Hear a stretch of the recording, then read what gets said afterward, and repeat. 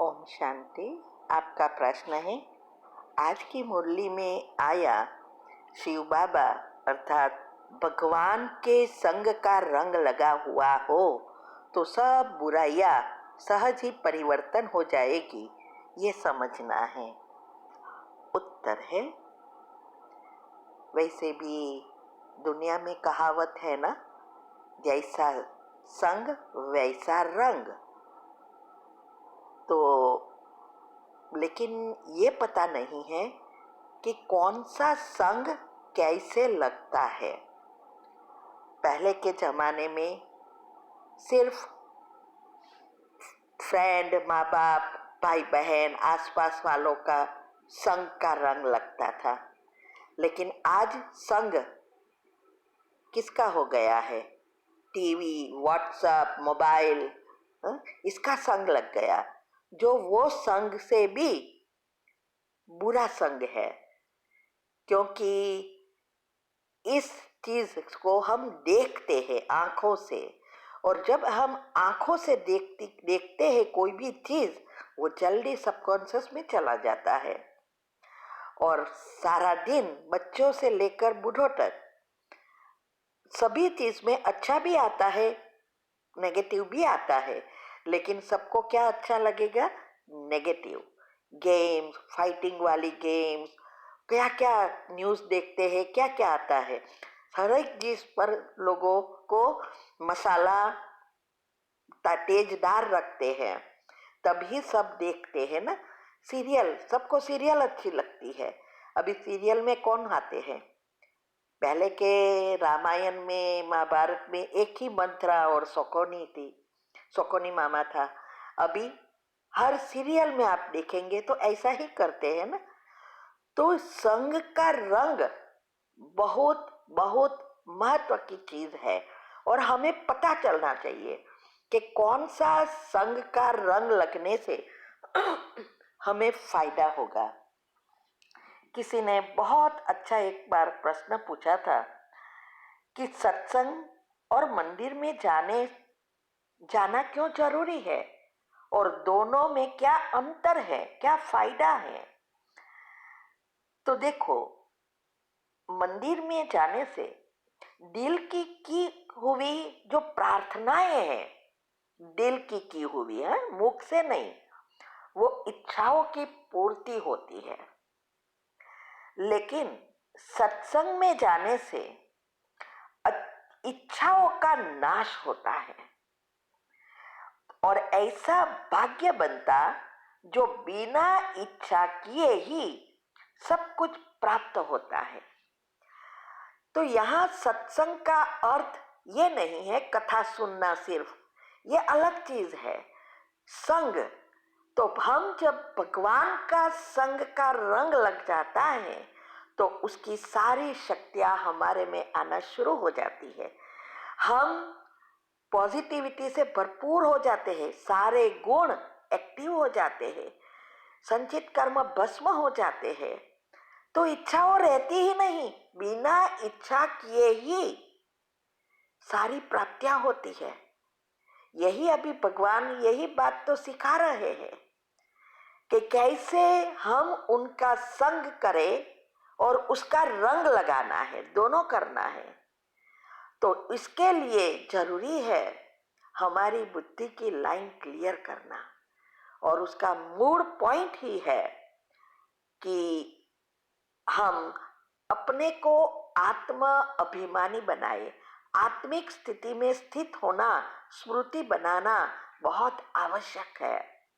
और यही विधि जो भी हम बता रहे हैं, उस विधि से इस संग का रंग इजीली लग जाएगा, और हमारा भाग्य इतना बड़ा हो जाएगा जो हमें सपने में भी नहीं सोचा था कि हम श्री कृष्ण के साथ आने वाली देवी घराने की आत्मा है, वो साक्षात रूप में हम बन जाएंगे।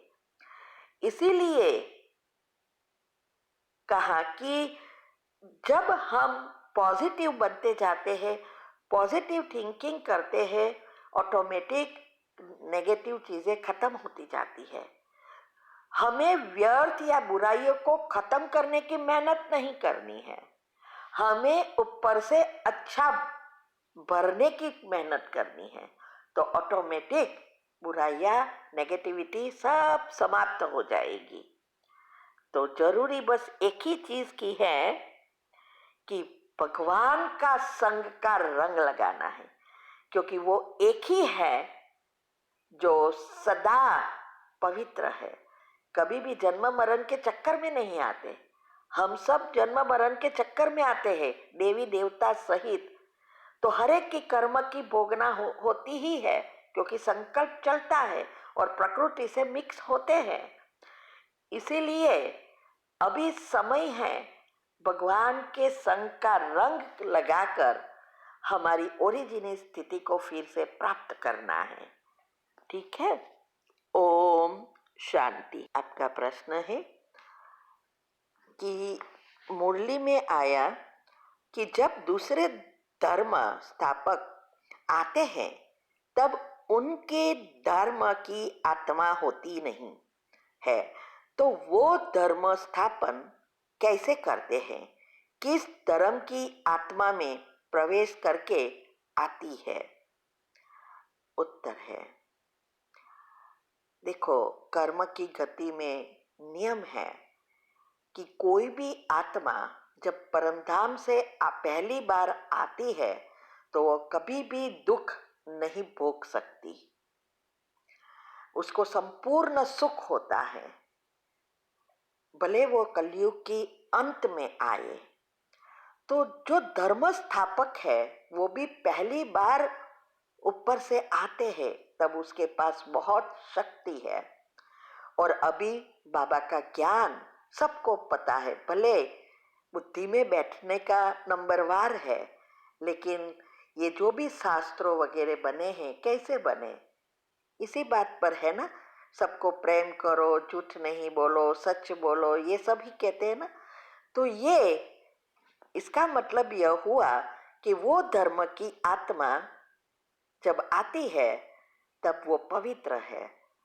अभी उसके धर्म वाली जो भी आत्माएं हैं वो तो बाद में ही आएगी, और जब वो आत्मा नीचे आती है तो दूसरे धर्म या आत्माएं वहां है, क्योंकि त्रेता वाली 33 करोड़ आत्माएं तो नीचे आने वाली ही है। तो वो लोग भी कोई ना कोई धर्म तो पालन करते होंगे।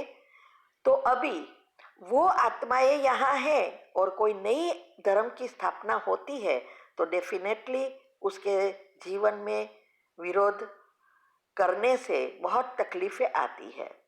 तो वो अवतरित होती है, जैसे शिव बाबा ब्रह्मा के तन में अवतरित होते हैं, ऐसे ही ये आत्मा भी वो आत्मा के शरीर में आती है जिसने पहले से इस सृष्टि पर आए हैं। माना वो वंशज किसके हैं? हमारे ही तो है। कोई भी धर्म वाले हो, वो हमारे ही 800 करोड़ आत्मा किसकी है? हमारे ही वंशज है। इसीलिए वो आत्मा में ही आएगी जो पहले से यहाँ आई है। 50% गिरावट कैसे होती है? आत्मा की शक्ति कम क्यों हुई? क्योंकि उसमें नेगेटिविटी है, आई है, लेकिन उसका पुण्य था, इसीलिए उसको उस समय दुख नहीं मिलता, सुख ही सुख मिलता है। आप कर्म की गति के टॉपिक सुनो, इसमें मैंने ये सारी बातें बताई है कि जब कर्म की भोगना में, चाहे अभी भी हमारे घर में हमारे साथ जो भी आत्माएं टच में आती है, उसके साथ के हिसाब किताब, पाप और पुण्य दोनों एक साथ है, तो पुण्य यूज होता है, पाप ठेलते जाते हैं। तो ऐसा ही सतयुग से त्रेता तक हुआ, लेकिन 50% गिरावट हुई। इसका मतलब उसकी नेगेटिव एनर्जी है। तो वो आत्माएं फिर द्वापर से नीचे गिरावट के कारण आती है और उसकी भोगना भी शुरू होती है। हाँ, द्वापर में इतना पाप कर्म नहीं होते हैं, जैसे जैसे समय जाता है फिर पाप कर्म होते हैं, लेकिन उसकी नेगेटिव एनर्जी इफेक्ट करती है।